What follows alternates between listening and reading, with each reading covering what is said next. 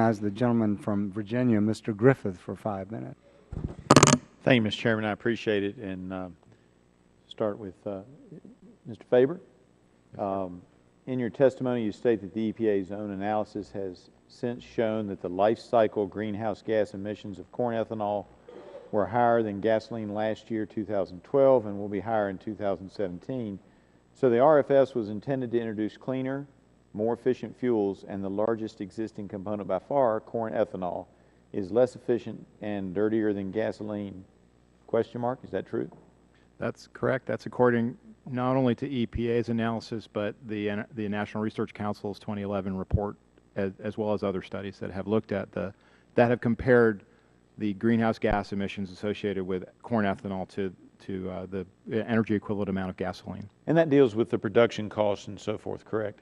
It's not just the burning of the... In part because of the carbon debt created by corn ethanol. When we encouraged farmers to plow up millions of acres of land to produce more corn, we released an extraordinary amount of carbon into the atmosphere. We applied a lot more fertilizer that went into the atmosphere in the form of nitrous oxide, which is 300 times more potent greenhouse gas than carbon dioxide.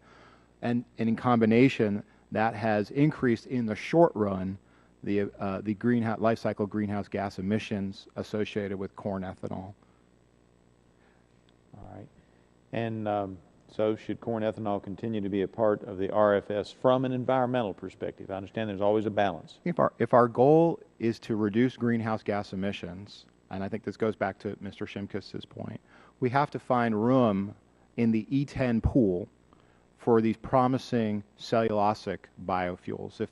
If I produced a cellulosic ethanol today that got a 50 or 60% reduction in greenhouse gas emissions, there'd simply be no place in the pool because the pool is only 13.4 billion gallons and the corn ethanol industry has the capacity to produce 14.7 billion gallons. So I think we just need to create a foothold in the existing E10 pool for these new biofuels that really promise to deliver on greenhouse gas reductions. All right, thank you. Mr. Roenick, last year we had a drought across a big chunk of the country, a bad weather scenario. I was one of those who asked the EPA to grant a waiver from the RFS. What, in your opinion, would it take for the EPA to recognize severe economic harm and waive the mandate? What kind of conditions do you think they'd have to have? Well, I can't speak for EPA what it would take for them to do that, but it's difficult to imagine a scenario short of whatever definition of a crisis is. But they've demonstrated that the current regulations is basically impossible to rise to that level. Because from your opinion, last year probably would have met the test. Is that correct? I think it came very close. It didn't go over that hurdle, and EPA felt that wasn't enough, so I'm not sure what the situation is. I was pleased to hear Dr. Hurt, I won't say guarantee, but basically say the corn is in the crib or in the bin, but those of us in the chicken industry have learned not to count the chickens until they're hatched. So, and so I'm hoping the corn is in the crib this fall, and we can all perhaps breathe a little easier. But to go back to your question, I'm not sure. I can't speak for EPA, but it's difficult to imagine under current rules what it would take for them to recognize that. All right. And Mr. Anderson, your restaurant group's been vocal about repealing the RFS. You were asked, what factors are out there. You listed that one. Of course, transportation is a big one too.